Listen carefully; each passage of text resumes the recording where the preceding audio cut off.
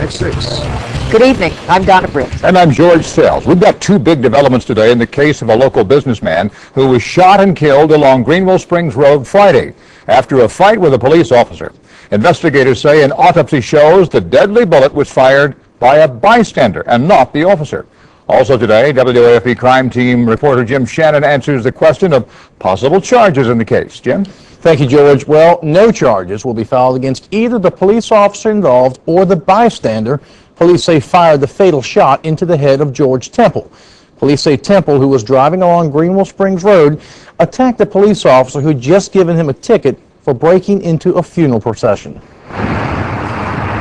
A single wreath outside the automobile accessory shop owned by George Temple II marks the death of this young father. A shooting death, police say, was justified. We are not going to charge anybody in this shooting. This is Perry Stevens. Police say he was walking outside of the AutoZone on Greenville Springs Road Friday when he heard Officer Brian Harrison yelling for help.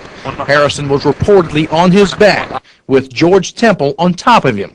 Stevens went to his car and grabbed his .45 caliber pistol. He orders Mr. Temple to stop and get off the officer. The verbal commands are ignored, and Mr. Stevens fires 4 shots, all of which struck Mr. Temple. With 4 shots from Perry Stevens in Temple's torso and 1 from Officer Harrison in his belly, the bystander continued to advance toward the scuffle.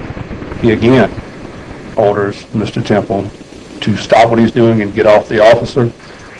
Those commands are ignored. He fires a 5th shot, and that hits the head, and the incident is over with. Mr. Temple, as you know, is dead.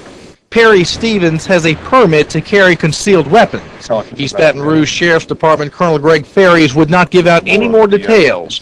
Both Ferries and Baton Rouge Police Chief Jeff LaDuff stopped short of crediting Stevens with saving the officer's life.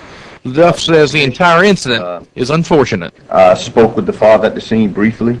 I think this is a tragic situation all the way around. Now, we do understand that George Templeton II has a criminal record in the past. We are also told that the officer who was involved in the shooting was involved in another shooting while employed as a prison guard in East Baton Rouge Parish. He was suspended for that for 3 days back in 1995. George? Thank you, Jim Shannon.